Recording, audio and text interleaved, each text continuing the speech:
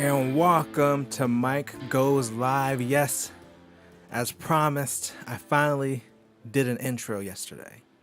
I've been putting it off for years, but it's finally here. I'm finally here. I'm excited to be here to talk about things online, on the internet, related to gaming, maybe Janet Jackson, maybe the iPhone. There's a lot of stuff I'm going to talk about today. But let's talk about what I've been playing first. There's only one thing. Oh, I just shook the desk. Look, this desk, the standing desk, is great, but it's not the sturdiest, if you know what I'm saying. But I'm gonna be playing anything in the world. I could be playing anything in the world, but for some reason I keep going back to Rumbleverse. Now I know that people have been out here doing the multiverses and all that crazy stuff, but if you know me, I'm a wrestling fan. So when they're like a wrestling battle royale, I'm like, that's stupid, but I'm going to play it. And it's been a lot of fun, to be honest. It's not, I wouldn't even categorize it as a wrestling game. It's kind of closer to a fighting game combined with Fortnite. Like the gameplay feels very Fortnite, especially in the movement, but you kind of get some wrestling moves, kind of Tekken-ish, but yeah, I don't know. It's not a full fighting game. It's not a full like traditional battle royale. It's pretty cool. I think it's up to 40 players. What hasn't been cool and what's been pretty awful has been the queue times. They've had a lot of issues with their queue since they've opened up. So it's been a long, well, by long I mean like 2 minutes to get into a match. So if you want to like back to back, you die and you want to hop back in, it does take a while.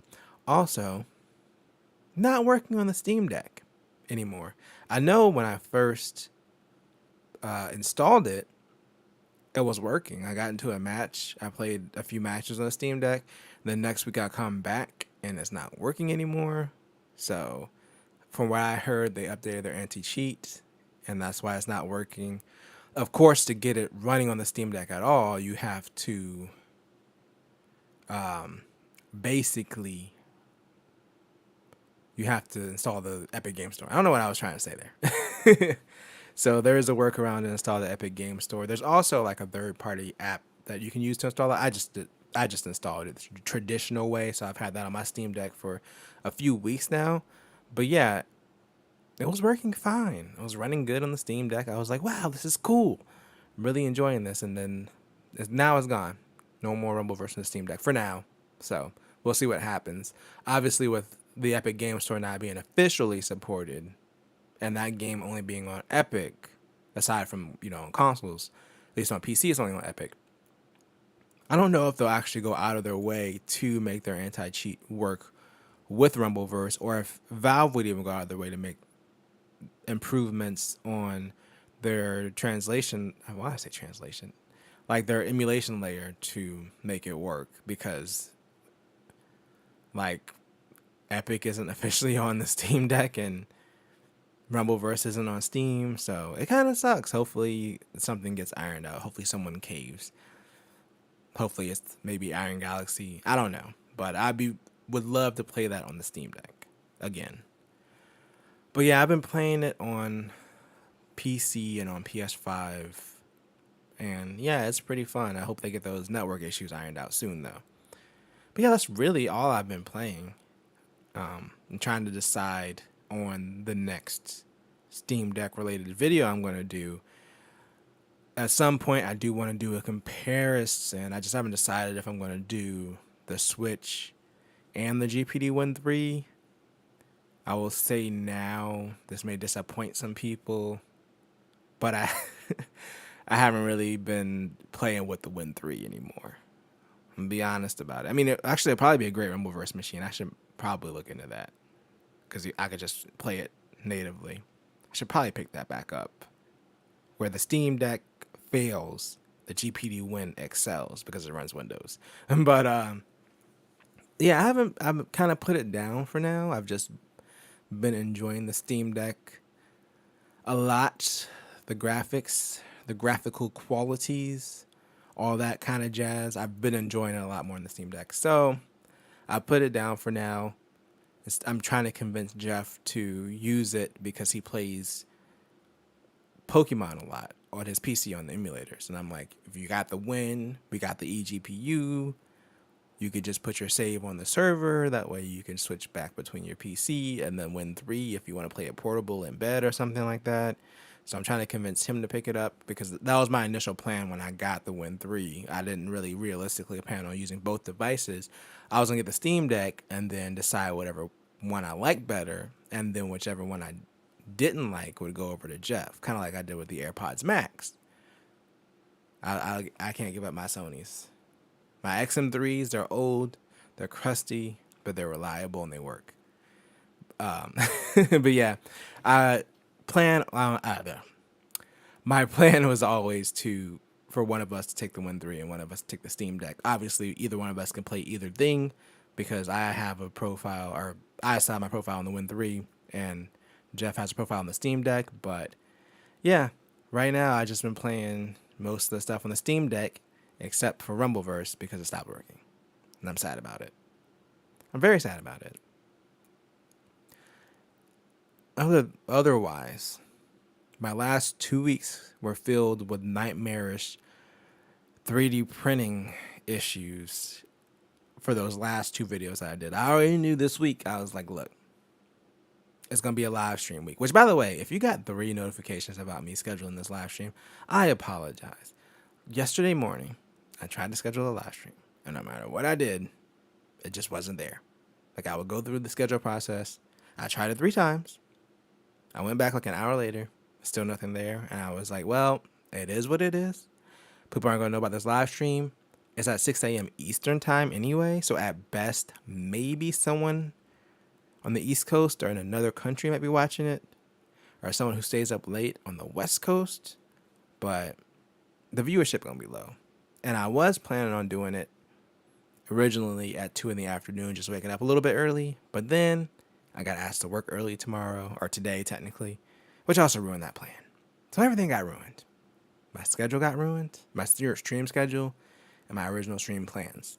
But yeah, when I got back on today after work, I saw 3 streams scheduled, and I was like, I guess it did save those streams. So if you got 3 notifications, my bad. YouTube was messing up, and I tried scheduling it 3 times, which I should have known better.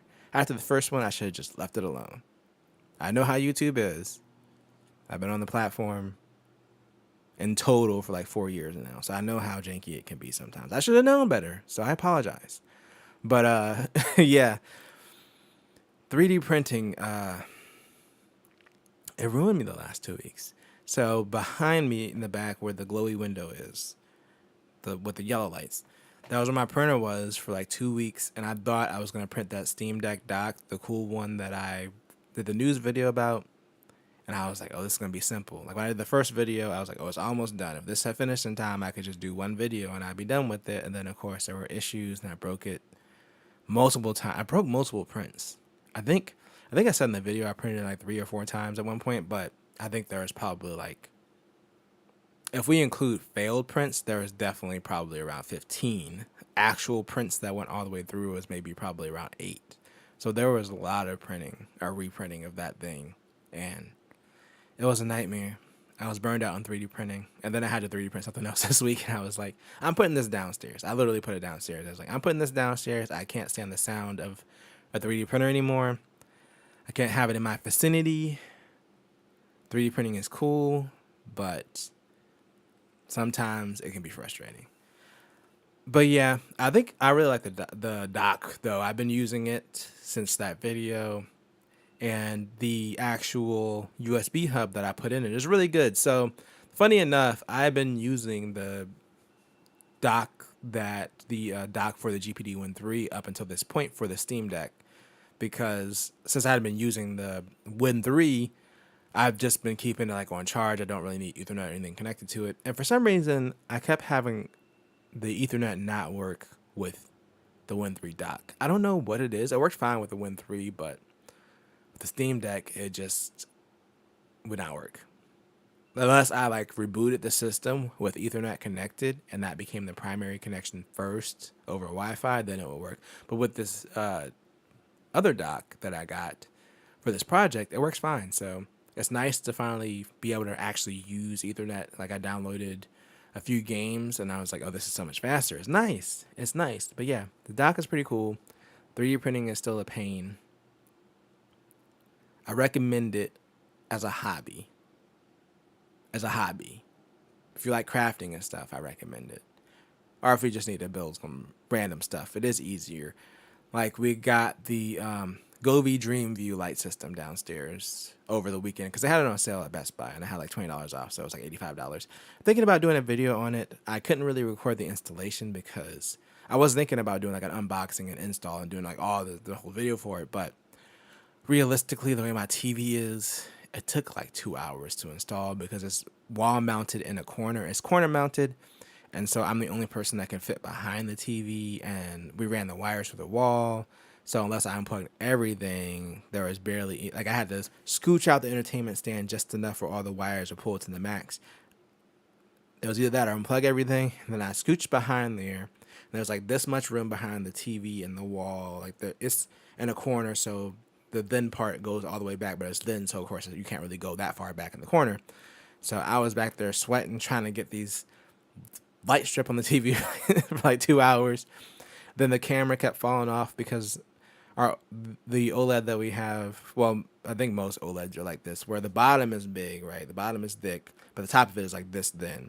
And ideally, you want to put the camera for this light system on the top. And I should probably show a picture of it. It'll probably make more sense what I'm talking about. Let me see. Govee Dreamview. Not 3D print. See, I'm already spoiling the story because of my Google search. Even though I'm not showing it on screen, I had to say it out loud. I can just keep it in my brain. But yeah, I did have to 3D print something for this. But getting to that in a moment, I want to talk about how terrible this installation was. Okay, here it is. So let me switch to this desktop view. So basically what this is, you get the light strip down here, and then you get your two light bars. Technically, you're supposed to put the light bars beside the TV, like 20 inches, but who got time for that? The way our TV is, we would just put them under the TV. It's fine. But yeah, basically it has a camera, and it syncs up the lights on the light strip and the side lights with the colors on the TV. So you go through this whole calibration process, and ideally you want to have it at the top. You want to have the little camera thing at the top, but in my case, because the TV is so thin, I can put it at the top. And then at the bottom, it just kept falling off the TV. Like, it went through this whole weekend. The adhesive on it is good. I just think because, for one, it was at the bottom of the TV, and the bottom of the TV already gets hot, it just kept falling off. And we used other adhesive. Like, we had some other adhesive strips. We tried those. And then everything, it would just fall off. Why do I get notifications about my own live stream? YouTube. Anyway. Yeah, so ultimately I decided to 3D print a bracket and just mount it on top of the TV with the bracket. And yeah, luckily that was only 1.5. The first print did mess up because of but that was more so like the first layer.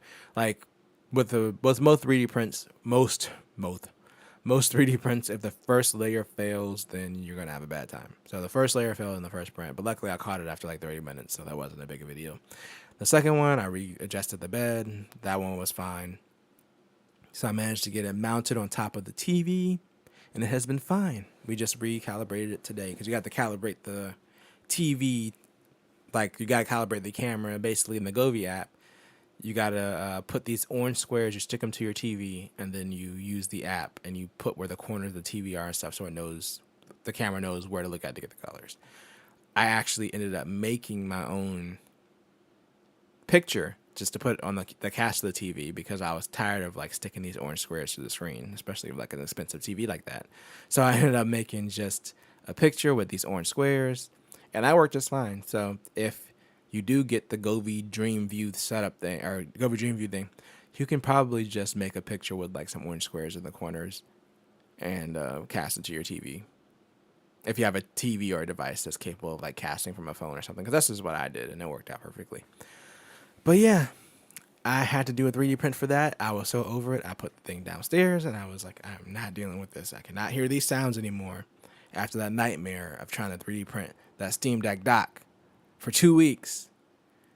Like, there was so much footage captured for a 9-minute video. There's probably like, I know the files themselves in total were around 150 gigs because I was doing all these time lapses and stuff that I really didn't end up. I put clips of it in the video, but my original concept of the video was to, talk about it, show the time lapse with some music, and then cut back the finished product and be like, oh, easy peasy, and paint it and sand it and all that stuff, and make it more of like a craft video. And then that didn't happen. And by the time I got to the point where I was actually like sanding it and painting it, I didn't even care about the cinematography anymore. I didn't care about where the camera was. I was like, I'm just recording this. I was like, I'm probably not even going to use this. So, yeah, I was definitely burned out by the 3D printing. Surprisingly, because I've been 3D printing for years, but that really took me to the edge. Speaking of edge, let's talk about the title of this video. On the edge of our dual senses. So we're going to talk about that new DualSense controller, and I got it right here. No, I'm just playing. This is the Elite Controller 2 that I got for free because I won that Taco Bell Xbox. This is literally the only thing I used from that Xbox that I won. This controller is awesome. I did have the first generation one before that. Jeff uses that still, but yeah, I was so happy when I won that Xbox just because I got this controller for free. The Xbox is in my bedroom still, but we never play games in there. And it does make the Taco Bell gong sound when it starts up, so I feel like I can never get rid of it. I'm stuck with it for life, but I am very happy with the controller. There's nothing Taco Bell about the controller. They didn't bother. It's just a regular Elite controller too. But they could have thrown in some purple like thumbsticks since they're removable. Like throw something extra and that makes it Taco Belly or something. But they didn't. But it's cool because it's still a nice controller. But this is what they're competing against. And they really have their work cut out for them because this is a really good controller, especially battery life. Sony, I'm calling them out.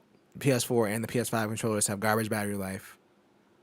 PS3, I don't understand. I don't remember battery life being an issue on PS3, but also it was the first time they did built-in battery, so maybe I was a little bit more lenient.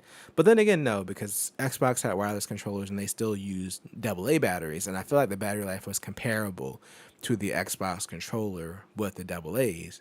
And then when the Xbox One and PS4 came out, the Xbox controllers be lasting way longer with some AA's than those controllers lasted. And I think it's because they put all the extra touchpad and the lights and stuff in there, obviously, and that drains the battery. But then you got a chance to rectify it with the PS5. I was like, okay, new controller, it's bigger. Maybe they did a bigger battery. And they might have done a bigger battery, but they also put those haptics in there and the triggers and all that stuff. So that probably, even if they did a bigger battery for the PS5 controller, that probably just eroded all the usefulness of the new battery away because all the new features. And the battery life, to me, feels the same as the PS4 controller, which is not good. So I'm wondering if this new DualSense Edge, if it's going to have the same impact, if it's going to be good as far as battery life. So there's not really much we know about it. They have this little teaser video. I'm going to play the little teaser for y'all if y'all haven't seen it. We can experience this teaser together. Ooh, look at the PlayStation logo, and you got this mysterious, I'm going to describe it. You got this mysterious, you got mysterious parts floating around. Okay, look, you got some, I don't know what those are. Okay. Got like a little transform. Okay, they turn the lights on finally. We can see a little bit. Okay. Bam. Okay, they pull those. I don't know why they did that why did they do that? Why did they do that with the thumbsticks? I do like the little texture thing. Okay. I don't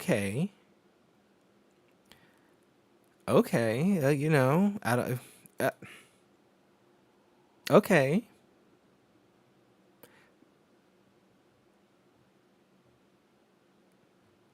So, yeah, there's not much right now on this controller. I'm gonna go to the official PlayStation blog. I don't even know how I got to the article. I thought I was on the blog, but yeah, this is the same video. Yeah, I don't. This faceplate is removable. It looks like these both come out like the full module, and it says here, you can save multiple profiles, customizable controls. It does have the back paddles similar to the Xbox, but personally, I don't leave mine on. Oh, you can't see it. This is far away. Personally, I don't leave mine on. I don't like the back paddles. I like the ability to remove them. So hopefully you can remove them kind of like you can with this controller. But yeah, let's switch back over. Yeah, they got the back paddles. Looks like there's only two, and then they got the adjustments to the throw, the trigger, which I do like. It is kind of nice to be able to do that. The trigger, like a short throw, if you're playing a shooter, I do use that. And you got your USB-C for charging. And yeah, I don't know how I feel about it. It definitely looks fine. It looks like a PS5 controller, which is good. It looks like a beefed up PS5 controller. I think what it comes down to is just going to be the price. Because for one, that whole swapping out the whole joystick module, there's good and bad associated with it. Now, it's good because if those things wear out, right, like you start getting stick drift, or it's pretty common with controllers, you just swap out the whole module and you're good. You don't have to worry about buying a new controller, so it's good as far as that aspect. But I'm wondering, is it going to be customizable like the Xbox thumbsticks? What's going to be included in the box? You just get one set of thumbsticks, or do you get different options? I mean, personally, I don't really use the options, but for instance, with the Xbox One, you get longer thumbsticks that are included with it. You can just swap one. It looks like the thumbsticks come off too, like they pull off like these do, like where you can just pull them off and swap them out. So are they going to be selling the full modules? Like, do each of the thumbsticks that they're going to sell have different connectors under them, and do you have to swap out the whole module, like pull the whole thing out, or can you just swap out the thumbsticks? Hopefully, it's that simple, just to swap out the thumbsticks. I don't. The the module thing looks a little weird just because of the bumps down here, but it's overall a good idea, and it will probably in the long run be better, especially with this controller being mostly plastic. Though this controller does have some plastic parts, but you can tell there's a lot of metal in here, whereas that one's mostly plastic. The one thing I didn't even think about until now, just literally now, they didn't do the swappable D-pad. I guess, I mean, they have a good D-pad as it is, so they don't really need to, technically, but yeah, another thing that's cool about Microsoft's Elite controllers, you can swap out the D-pad. I use the little indent one, the one that's kind of similar to the one that are on the Xbox Series controllers, personally. But yeah, I didn't even think about that until I looked at it. You can't. It's just a standard D-pad and buttons. It's a little weird. It's a little weird.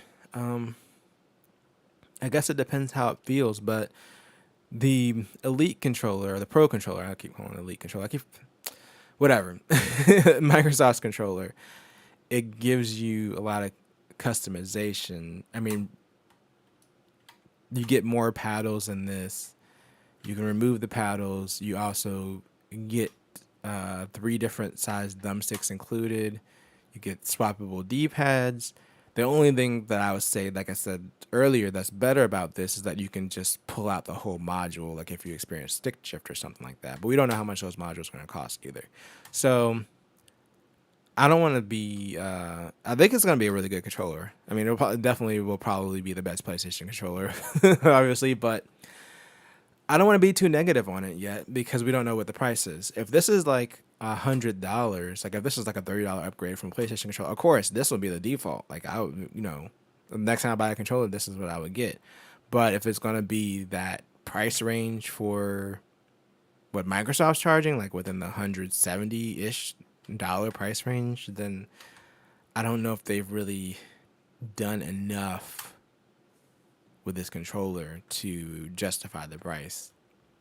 Like it looks like a lot of plastic in the construction. Like with Microsoft's controller, you hold this thing, you know that it's a serious controller. It's metal, the grips and everything, all the attachments and everything are metal, like the parts under the thumbstick.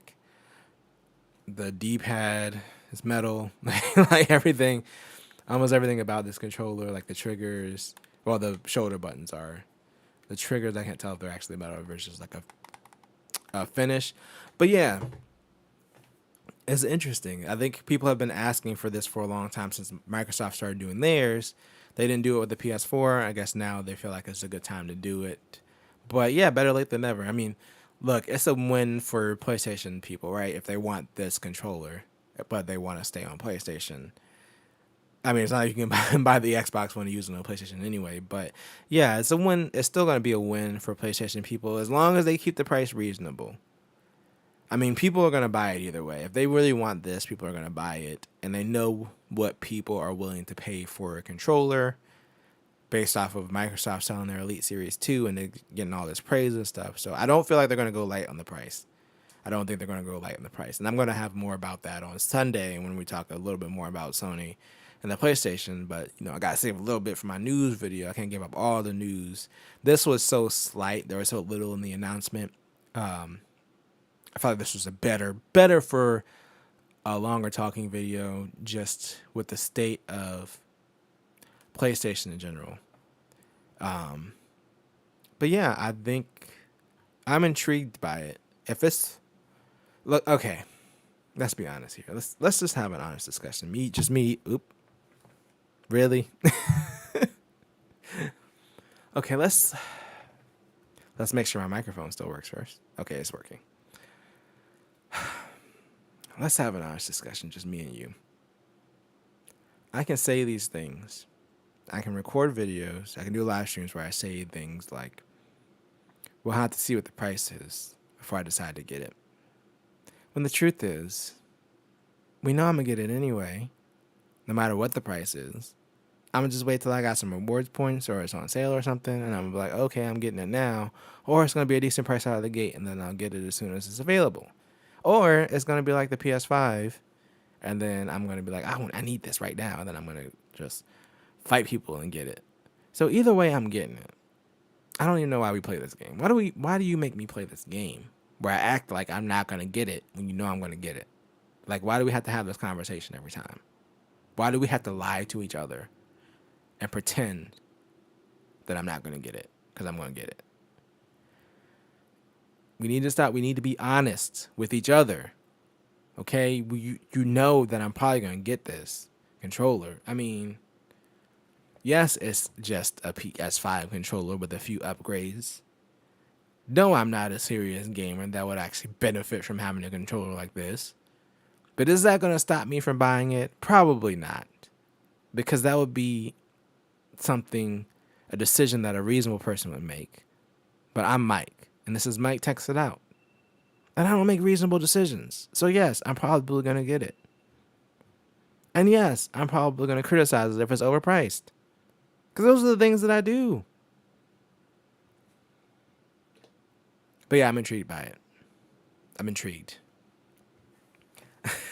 Speaking of PlayStation, let's move forward. Let's fluidly move through this PlayStation news. So this was something I was considering talking about on Sunday, but it was such a slight detail because the week before we had already talked about them adding the PC games to the PlayStation page.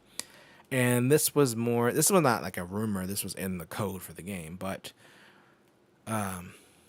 yes, they found references in Spider-Man Remastered to a PlayStation PC launcher. So we kind of already talked about this with them adding that PC page to their stores, the PlayStation Store, to show the games they have on PC.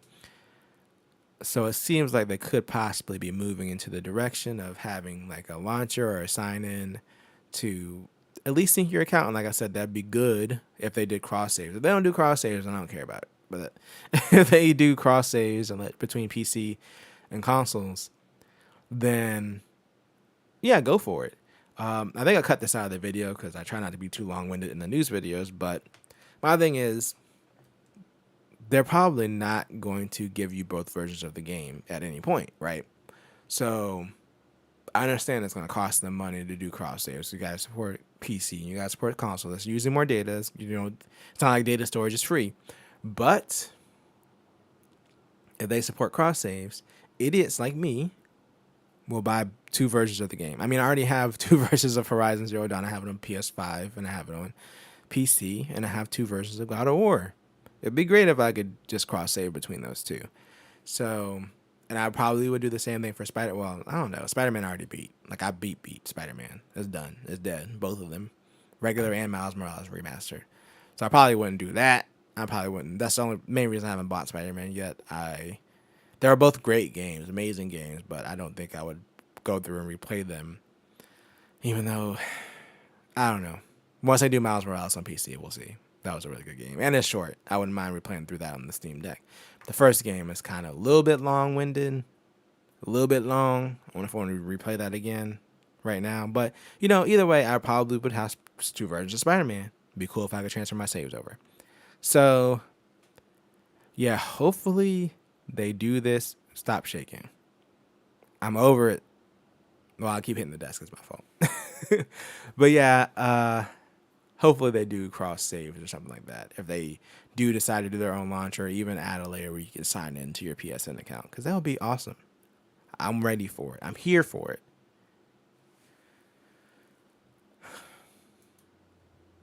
And you know who else is not here for it? This is also a story I was thinking about. This is kind of funny. So, Janet Jackson, pop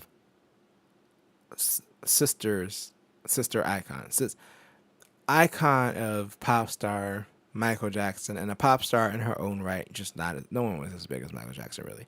But she had a song in 1989 called Rhythm Nation. So this seems like at some older computers there was an issue that was discovered.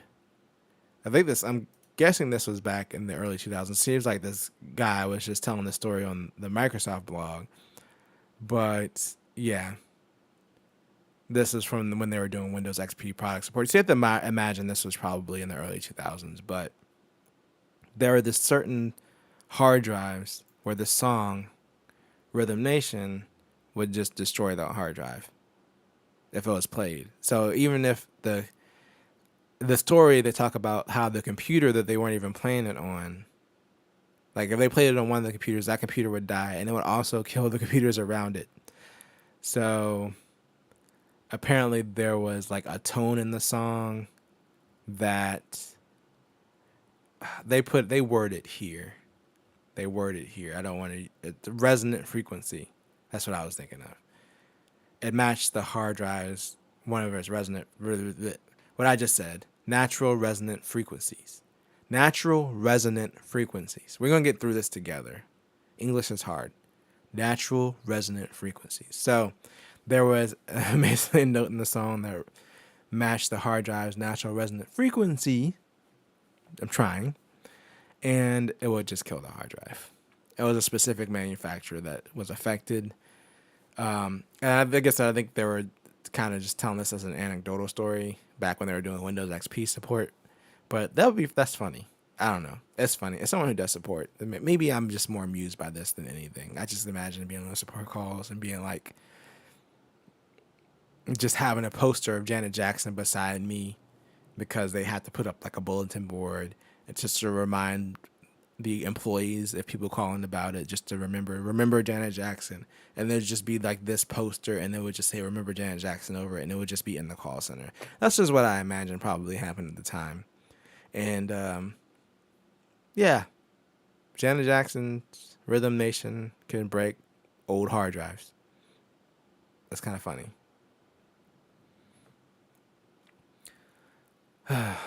What else do we want to talk about? Do I want to talk about the iPhone rumors? I've been on such a gaming kick this year.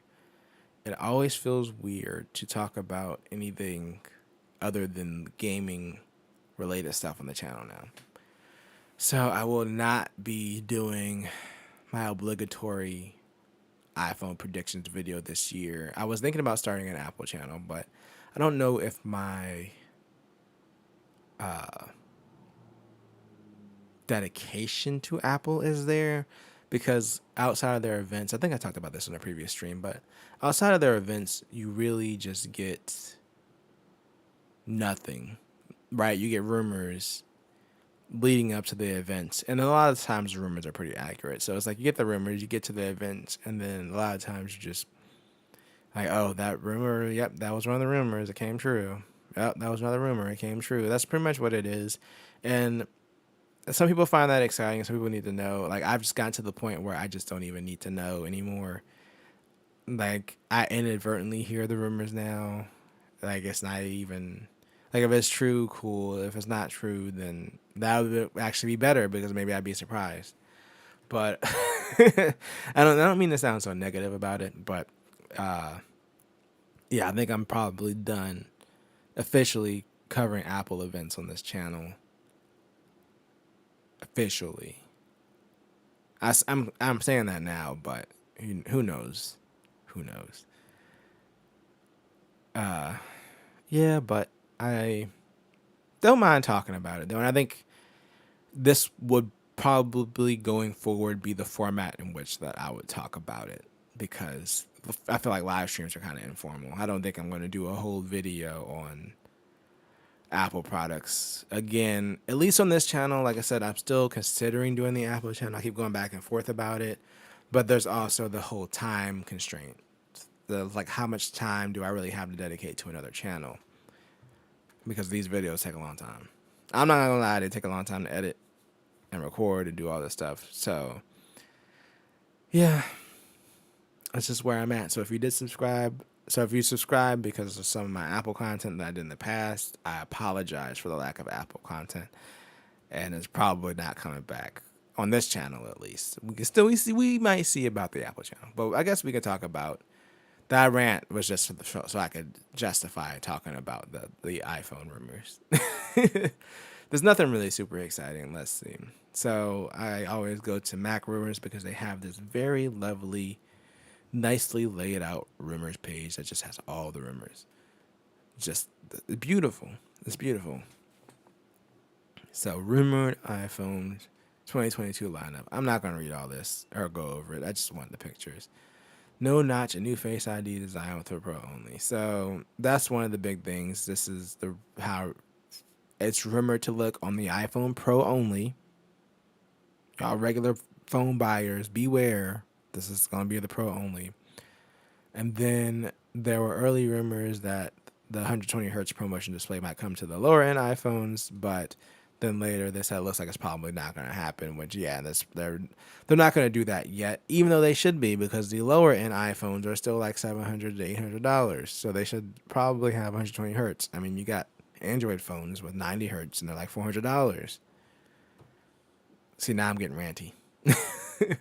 But yeah, so basically the Pro is supposed to get the redesign this year. It's also rumored that it might have a slightly bigger body, so that way it doesn't have a camera bump either, like as much of a camera bump on the back, or it's just kind of flat. And then nothing remarkable is going to happen with the regular iPhone 14. In fact, it's rumored that it's going to have the same chip as last year, which literally means it's going to be an iPhone 13 pretty much. So unless they make unless they make some other change, it's just going to be a new color, possibly better cameras. That's going to be it if they do this. Also, the Mini is supposed to go away because it hasn't been popular, which the funny thing is I know people who literally were like, I'm buying the Mini. And they did buy the Mini. But yeah, I actually knew people that were interested in the Mini. But yeah, it seems like the Max. Like, everyone gets the Max. I'm the only person, I think me and my husband Jeff are the only people who got the regular iPhones, because I can't do it with these bricks, man. I can't. I did the 10S Max, and man, I regretted that. The whole year that I had it, I was like, I can't stand this phone, and I dropped it, and I cracked one of the I can't remember if I cracked the actual camera, if I cracked the back of it. I cracked something, and that phone was just unwieldy. And I was like, you know what? For the stuff that I do on my phone, my little mobile games and stuff that I play and checking stuff and occasionally watching the video, this is a good size phone. This is a good size phone. But yeah, Mini's probably going away. Apparently it's not that popular. They got some colors here. They got some case designs. The Pro is going to be the one to watch. I'm interested to see what these new wallpapers. Jeff has been running the beta for the new iOS for a while now. But I was curious if they're going to maybe do an always-on display on the Pro because of the new wallpapers. But I haven't really seen that much about it. That was just my personal speculation. And Android phones have had it for a while. So, yeah. A16 chip, car crash detection. Possibly no physical SIM slot. Price is going to be high. We don't even need the pricing. Just it's going to be high. Just don't even. It's going to be high. Foldable. They're not. They're not even going to. I don't feel like Apple is going to even touch a foldable until Samsung gets it right 100%. And they're pretty close. But, you know, there's still durability and all that the stuff that's a question mark. And Apple's not going to deal with that. So they're going to work on it in the background and let somebody else figure out the who's it, what's it, and get the core part of it right. And then they're going to take that and they're going to perfect it. It's kind of like they did with the iPhone. Like the iPhone was revolutionary and all this stuff. I get that. But a lot of stuff they did with the iPhone, they weren't the first at it. They just combined everything in a smart way with a good user interface.